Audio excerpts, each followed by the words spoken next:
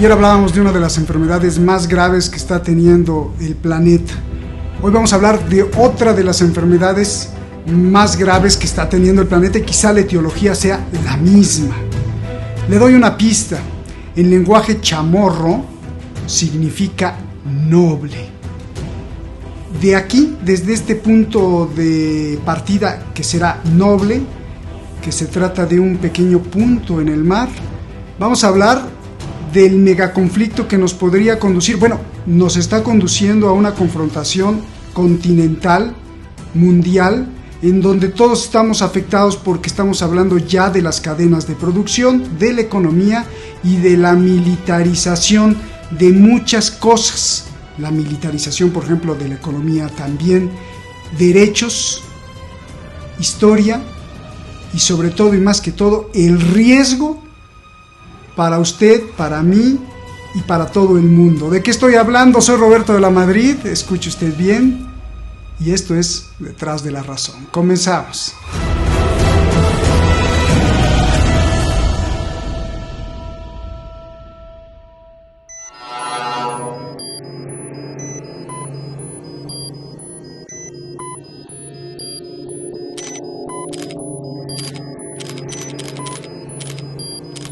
Este es Guam, uno de los corazones militares de Estados Unidos.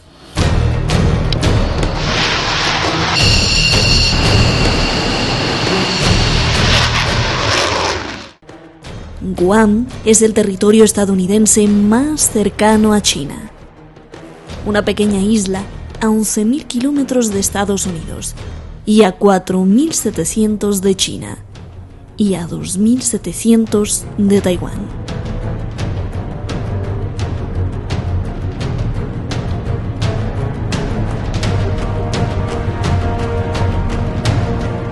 ¿Qué pasa con esta isla?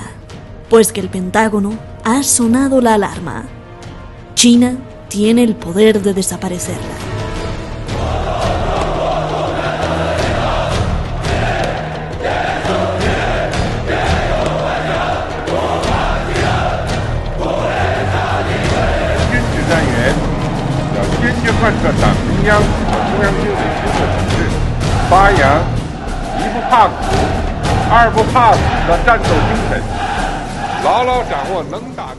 El director de los misiles de Estados Unidos, John Hill, informa que el enemigo tiene nuevos proyectiles, nuevos misiles hipersónicos e incluso nuevas armas desde el espacio.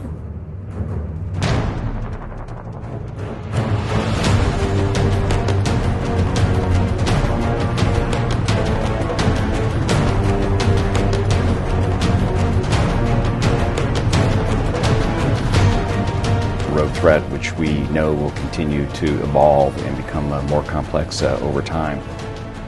Then ensure we meet the requirement, which is persistent 360-degree coverage, right, because of the evolved threat.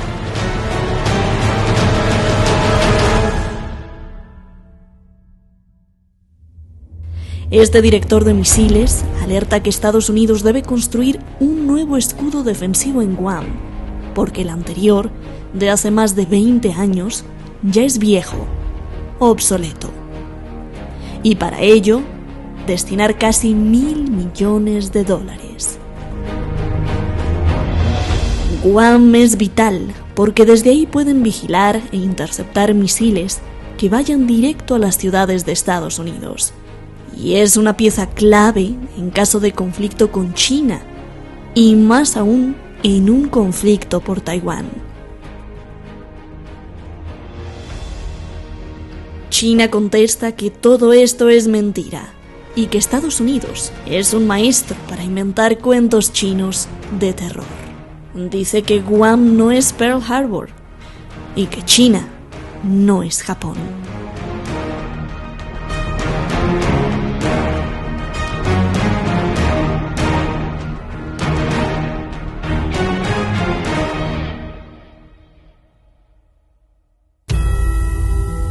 Espectacular, gracias Eddie, espectacular la redacción y las licencias literarias. Yo no me imagino, usted se imagina, tú te imaginas, porque bueno, pues ahora nos hablamos de todo. ¿Tú te imaginas ser director, no sé, de finanzas, de operaciones, administrativas en una empresa, pero director de misiles. El director de misiles. Y otra cosa, una isla, Guam, en chamorro, en el lenguaje chamorro, quiere decir noble, una isla tan bonita, con todos esos lugares y esas vistas maravillosas, atardeceres, que sea un hub, que sea un núcleo militar de poder, dicen defensivo, pero destructivo, no obstante. Tremendo, ¿no? Muchísimas gracias al equipo Detrás de la Razón, muchísimas gracias a usted. Ahí lo invito a que se suscriba o que nos siga más bien en Facebook, esto para hacer más grande la comunidad de Detrás de la Razón, en caso de que pues borren, usted ya lo sabe, estamos acostumbrados. El año pasado, este año han estado más tranquilos, gracias a usted por todas las protestas. En caso de que se nos borren o que nos eliminen de YouTube, bueno, pues ya estamos también ahí haciendo un banco de videos en Facebook y con otro tipo también de comentarios en donde usted puede comentar. Muchísimas gracias. Vamos directo con nuestros analistas. Está con nosotros Javier Martínez, pues usted lo conoce muy bien, allá en Madrid, con muchos estudios en Países Bajos, con muchos estudios en su historia personal de las finanzas, de los mercados financieros, de la economía y de las cuestiones que mueven los gobiernos para hacer guerras, inventarnos noticias y bueno, usted ya lo sabe. Gracias Javier Martínez por estar aquí, un abrazo grande. Y Fernando Moragón, pues también lo conoce usted, de uno de los iniciadores de Detrás de la Razón. Me recuerdo hace casi 8 años, bueno, prácticamente lo que tiene el programa de vida, que llevamos para 10, las primeras entrevistas con Fernando Moragón allá en Detrás de la Razón cuando estábamos en Irán. Muchas gracias Fernando, también usted lo conoce, con muchos estudios, gran periodista, gran escritor, gran articulista y sabe mucho de las cuestiones de Asia, del extremo de Asia oriental, China, Rusia. Gracias por estar aquí, Fernando Moragón. Empiezo contigo, Javier. A ver, antes de empezar, porque ayer justamente tratamos uno de los problemas más graves, que es Ucrania y atrás, entre paréntesis, Estados Unidos, la OTAN contra Rusia. Yo te quiero preguntar, y muchos también nos preguntan, ¿cuál es más importante? ¿Qué problema es más grave? ¿Qué conflicto, qué crisis es mucho más grave para el mundo? Si la de Ucrania contra Rusia, o sea, es decir, Estados Unidos contra Rusia, o la de Estados Unidos, más bien Taiwán contra China, pero detrás de Taiwán Estados Unidos y quizá también la OTAN Europa contra China. ¿Cuál de las dos es más grave desde tu percepción? ¿O más importante, o más explosiva, o que signifique un peligro total para la humanidad? Adelante, Javier, gusto en saludar. Un placer estar con vosotros y compartir con Fernando hoy. Diría que para mí ambas son igual de graves, ya que ambas responden a ese deseo de la anglosfera, a ese deseo del complejo militar industrial anglosajón, de cercar, de acosar, de atacar a la multipolaridad. Quieren vivir todavía con el principio de unipolaridad. Y desde personajes tan distintos y contrarios políticamente como Noam Chomsky y Henry Kissinger, diría que el peligro tanto por Ucrania que ha desencadenado esas consecuencias de negar la realidad de la amenaza de aniquilación nuclear del planeta. Eso, por una parte, lo decía Noam Chomsky en una entrevista a Polychroniu en Truth Out hace unos días, pero Henry Kissinger también se pronunciaba al respecto y hablaba de ese peligro de aniquilación nuclear por ambos conflictos, pero la repanocha, y digo así ese término, ha sido la propia declaración de la ministra de Asuntos Exteriores británica, candidata a ser Prime Minister en UK, Liz Truss, que hace unas horas aseguraba que está lista, con esa frivolidad, para pulsar el botón nuclear si es elegida primera ministra. Es decir, yo, para resumir y terminar, diría que tanto en el tema de Ucrania como en lo que están, o mejor dicho, el conflicto Estados Unidos, UK, OTAN contra Rusia en Ucrania, como el conflicto que están intentando provocar en Taiwán, buscando la excusa perfecta a la ucraniana de que China lo realizara igual. Para mí han cruzado el Rubicón psicológico, como decían los analistas Joseph Kishore y David North, el Rubicón psicológico de perderle miedo al miedo. Luego ya al final diré lo que me parecen todas estas señoras y señores que dicen y hablan tan alegremente de la muerte y del botón nuclear. Pero diría que para mí ambos conflictos responden a ese cerco, acoso, ataque a la multipolaridad y ese frivolización de utilizar las armas nucleares en cualquier momento. Liz Truss no es esa mujer que fue a hacer el ridículo ahí con Lavrov en Moscú, con el canciller, y que fue de locura, ¿no? Que fue a protestar porque la guerra en Ucrania, no sé qué cosa. Ya al rato me contestas, Javier. Voy con Fernando. Fernando, antes de entrar en materia, también yo te pregunto, para ti, ¿cuál es mucho más grave? ¿La confrontación Estados Unidos-Rusia por Ucrania o la confrontación Estados Unidos-China por Taiwán? Bueno, como siempre, encantado de estar en tu programa con mi amigo Javier. Y yo creo que hay que abrir el campo y tener un enfoque lo más abierto posible, porque en el fondo son dos conflictos que están muy ligados. No olvidemos que el agresor es el mismo, Estados Unidos. Es decir, en última instancia, lo que estamos viendo en Ucrania es una guerra de la OTAN, fundamentalmente de Estados Unidos, que utiliza a Europa, y en concreto a los ucranianos específicamente, como carne de cañón, la famosa frase, para enfrentarse y debilitar a Rusia. Igualmente, con otros aliados, en este caso en Asia, es decir, con Japón, con Australia, con Corea del Sur, está haciendo lo mismo o intenta hacer lo mismo contra China.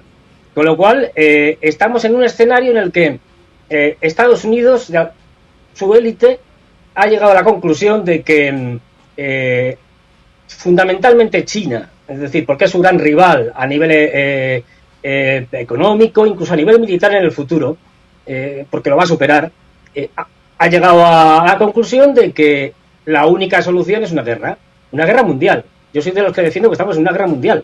Es decir, veremos a ver si al final es más cosas, pero estamos en una guerra mundial. Porque en una guerra mundial híbrida, si queremos, porque ahora mismo se está peleando de muchas maneras en muchos sitios ya. Y os pongo un ejemplo, en África ahora mismo no tenemos más que ver Mali, no tenemos más que ver Burkina Faso, y cómo se están echando a los colonizadores franceses que estaban allí, porque una compañía privada rusa, la compañía Wagner, los está sustituyendo. Es decir, que estamos viendo cómo en Pakistán el ministro depuesto, el primer ministro Irham, ahora mismo, si mal no recuerdo, querían encarcelarlo, es decir, y con unas protestas masivas por el golpe blando que dio Estados Unidos para quitarle del gobierno. O sea, que estamos viendo que se está luchando de distintas maneras en muchos sitios. En el caso de Ucrania es especialmente peligroso ahora mismo. ¿Por qué? Porque tenemos dos bandos, simplificándolo mucho. Tenemos el bando, más belicista, que sería el encabezado por el Reino Unido, Polonia y los bálticos, que estos quieren que la guerra no se circunscriba, no esté solo dentro de lo que es las fronteras ucranianas, quieren extenderla al resto de Europa. Claro, esto es peligrosísimo. Y luego una parte, menos belicista, como alemanes o franceses, que querían buscarle una salida como fuera. Porque no olvidemos, los europeos, o los líderes europeos, han sido tan estúpidos que han impuesto sanciones a Rusia que perjudican fundamentalmente a los europeos.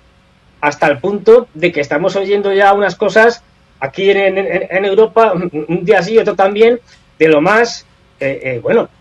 escandalosa porque se atreven a decirlo y no se les cae la cara de vergüenza a los líderes europeos. Sale el señor Macron y dice la época de la abundancia se ha acabado. ¿Qué es lo contrario de la abundancia? La escasez. Con lo cual, nos está diciendo que tendremos escasez de cosas. Es decir, y lo dice tan tranquilamente. Y luego se va por ahí a un yate a vivir, y dar vacaciones. Pero es que tenemos, como bien citabas, o sea, a toda la Unión Europea y la mayoría de los líderes europeos que lo que son líderes pro-anglosajones y claramente globalistas. Con lo cual, esta gente está a favor de Estados Unidos y la globalización, y para ellos están dispuestos a sacrificar a sus propias poblaciones, a Europa, a sus propios países. Esto es gravísimo.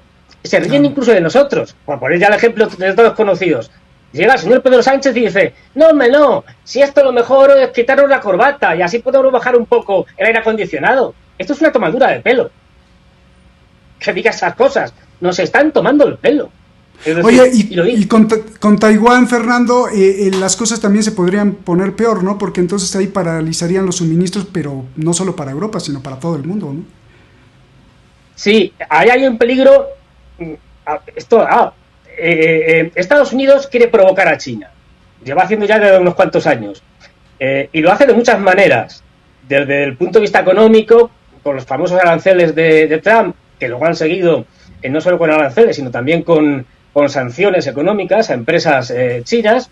En el tema de Xinjiang, la región autónoma de Xinjiang-Uigur, con el tema de los uigures, el tema de Hong Kong, el tema del mar del sur de la China, con la defensa, entre comillas, de Estados Unidos de la libertad de navegación. Ha intentado y sigue intentando muchos frentes para intentar debilitar a China. Y el principal es Taiwán. ¿Qué es lo que ha supuesto, por ejemplo, el viaje de Liz Truss? De Nancy Pelosi a Taiwán? Una prueba. ¿Qué es lo que está haciendo Estados Unidos con Taiwán? Pues está explorando la capacidad de tolerancia del enemigo a las provocaciones. Es decir, ahora mando a Nancy Pelosi, a ver qué pasa. Como la respuesta china, desde mi punto de vista, ha sido débil. China no es un país belicoso, aunque ha hecho estos ejercicios aeronavales, de bloqueo de Taiwán. Bueno, pero no. Los americanos han seguido y han mandado a un senador hace poco, y hace poco acaba de llegar, ha estado un gobernador, no me acuerdo, creo que era de Kentucky, pero no estoy seguro. Es decir, siguen provocando a ver hasta dónde pueden llegar. Con lo cual, tanto en el caso de China como en el caso de Rusia, hasta que no tengan ante este tipo de provocaciones una detrás de otra, un cortarlas con una decisión firme, contundente, dura, Estados Unidos va a seguir ensayando eso, con el peligro que tiene de que estamos hablando de potencias nucleares. Es decir, Estados Unidos ahora mismo es el mayor peligro para la humanidad, sin duda alguna.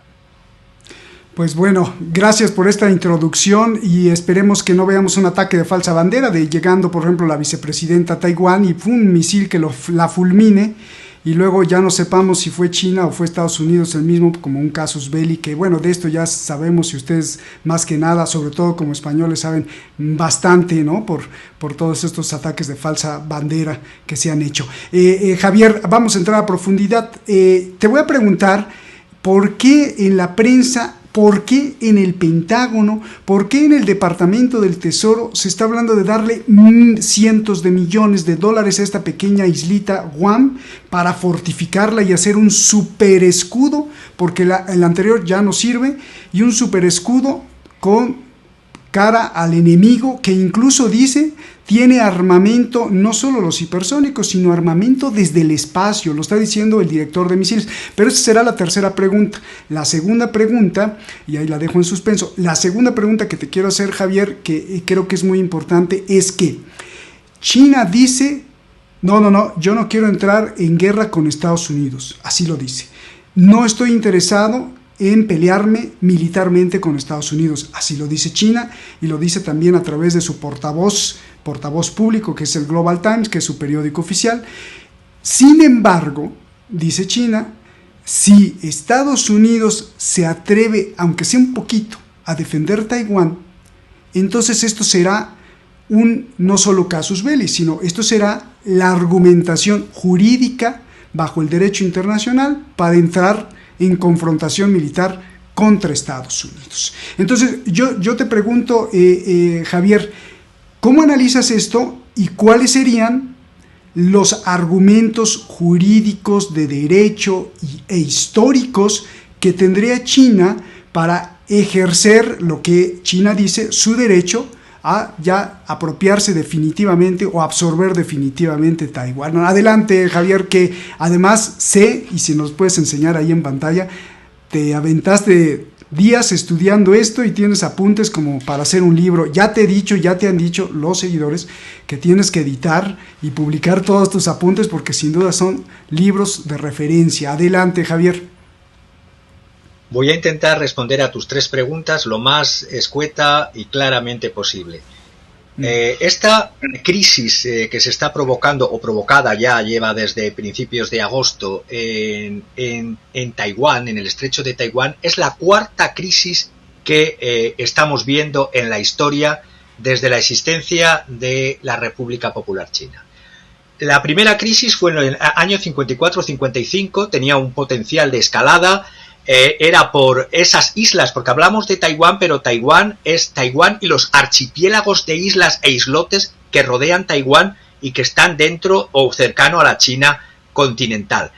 La crisis del 54-55, después de muchos ruidos de sables nucleares por parte de Estados Unidos, recordemos, en esa fecha estaba el presidente Eisenhower, Dulles y la crisis de los archipiélagos de Quemoy y de Matsu, pues terminó en eso, en unas operaciones anfibias exitosas del Ejército de Liberación Popular Chino, pero los archipiélagos Matsu, que por cierto está a 18 o 13 kilómetros de la China continental, es decir, más claro que pertenecen a China, siguen estando en la esfera de Taiwán, y Quemoy es el otro archipiélago que está a 18 millas náuticas de la China continental y la isla más cercana está a 2 kilómetros de Fujian, de la ciudad de Quanzhou.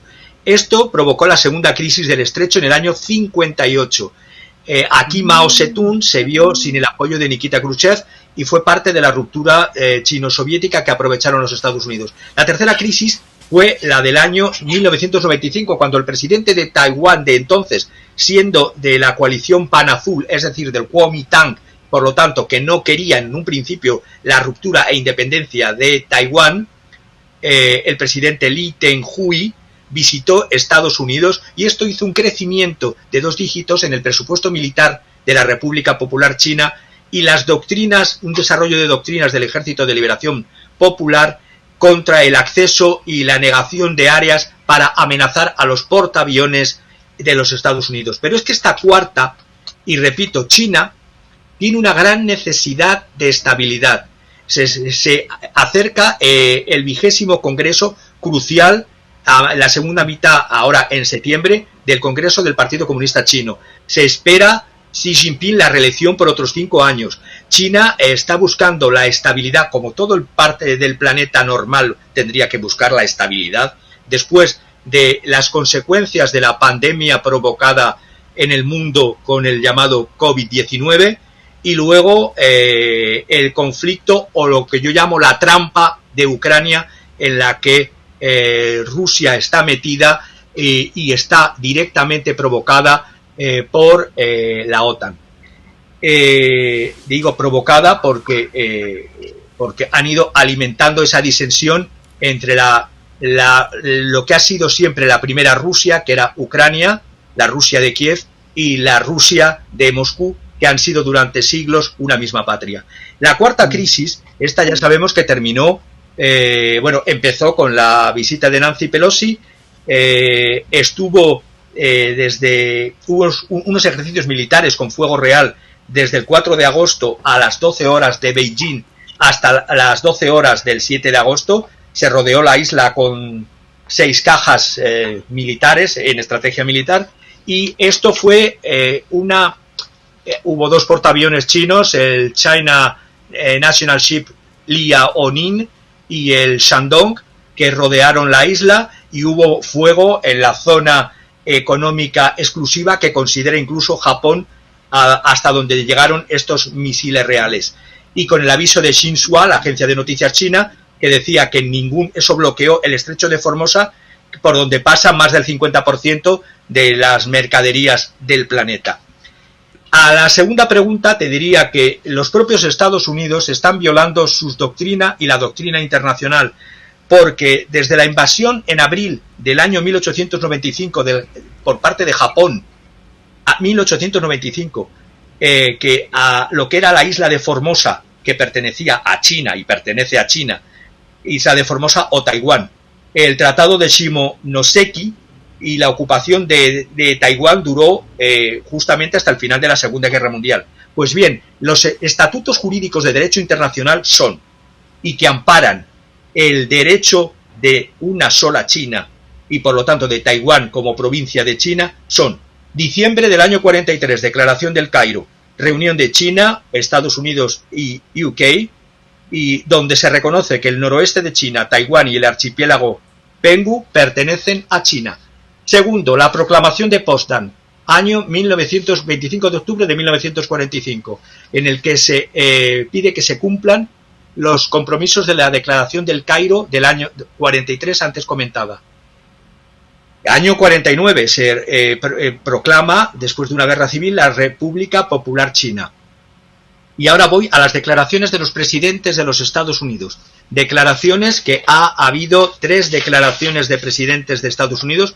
Bueno, eso es lo que dice en su defensa China. Yo añadiría una cuarta de estos comunicados conjuntos entre Estados Unidos y la República Popular China. La primera fue la declaración del presidente Truman, el 33º presidente, en el año 50, en el que reconocía en los Estados Unidos el ejercicio de la soberanía china continental sobre la isla de Taiwán desde antes del 45 y, por supuesto, desde el año 45 hasta los 4 años restantes, por lo tanto, ya con el gobierno de la República Popular China. Sin embargo, esto se rompió con la Guerra de Corea. Pero, repito, declaraciones fundamentales. Octubre del año 71, Asamblea de las Naciones Unidas, resolución con peso jurídico internacional, resolución 2758.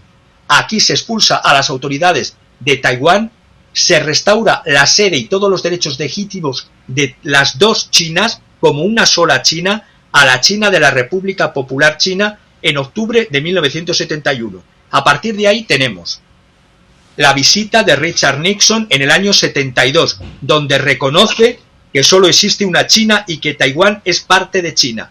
Diciembre del 78, presidente Jimmy Carter. La visita a Pekín, ¿verdad? La visita a Pekín, no a Taiwán.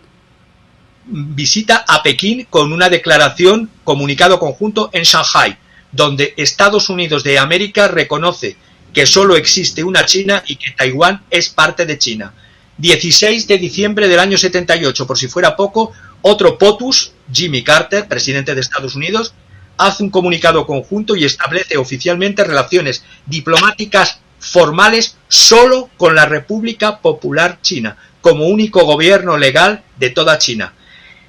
Otro POTUS, el 40 POTUS del año 81 al 89, Administración Ronald Reagan, comunicado conjunto sobre la venta de armas a Taiwán de 17 de agosto de 1982. Reconoce que hay que reducir la venta de armas llamadas entonces defensivas a Taiwán, porque son relaciones no oficiales, oficiosas, no reconocen a Taiwán desde el derecho internacional como país independiente y por lo tanto lo único que están dándole es venderle armas, y en aquel entonces el enemigo era la URSS, que la etiquetaban como el imperio del mal. ¿Qué quiero decir con todo esto? Que hay bases no solamente de derecho internacional de Naciones Unidas, sino más importante todavía, la propia seguridad en la confianza de lo que dicen y se comprometen 4 presidentes de Estados Unidos, que ya los he nombrado, el comunicado de Shanghái del año 72, Nixon, el comunicado conjunto de Carter del año 79 y el comunicado del 82 de Ronald Reagan. Por lo tanto, lo que está pidiendo la República Popular China es que sean pacta sunt servanda, que lo que han escrito, han ratificado los propios gobiernos de 4 presidentes, distinto signo político de Estados Unidos, y lo que ha ratificado la Asamblea de Naciones Unidas de una sola China, no vengan ahora a cargársela e intentar justamente jugar como hace todos los anglosajones en la historia, firman y declaran una cosa y dicen luego y hacen lo contrario. Ya para terminar, en octubre del 2001, y ahí vemos esa doblez de la anglosfera y de esos comisionistas de las industrias armamentistas, que son muchos políticos norteamericanos, la audición ante el Senado de los Estados Unidos del actual embajador de Estados Unidos en China, Nicholas Burns, dijo la siguiente frase, para que veáis la doblez. La política de ambigüedad estratégica, yo llamo la política de ambigüedad estratégica, eso que reconocen y solo tienen relaciones oficiales con la República Popular China, pero por la puerta de atrás, por eso de ser defensivo y darles armas defensivas, venden oficiosamente armas a Taiwán. Y dice, la política de ambigüedad estratégica de los Estados Unidos da una enorme flexibilidad, libertad, margen y discrecionalidad, porque nuestra responsabilidad, esto en sede ante el Senado, es hacer de Taiwán una nuez difícil de romper. Las visitas que ha habido de Nancy Pelosi, las declaraciones del anterior expresidente de la Cámara de Representantes de Clinton, Newt Gingrich, todos estos hijos del caos y estas personificaciones de la guerra y del terror, lo único que están haciendo es alimentar no solo la industria armamentística norteamericana, sino la posibilidad de un conflicto real nuclear, como he dicho, ante la primera pregunta que me hiciste al principio. Pues muchas gracias, Francisco. Me hace tanta gracia eso de POTUS, que digo, usted lo debe saber, pues se lo recuerdo. POTUS es las siglas en inglés del presidente en turno de US, de United States, pero es tan chistoso. Y no habrá la posibilidad, Javier, de que te digan los estadounidenses, no, bueno, pues es que eran otros tiempos, nos equivocamos y ahora pues todo el mundo tiene derecho a equivocarse y ahora sí creemos que Taiwán debe de ser independiente totalmente de China, Javier.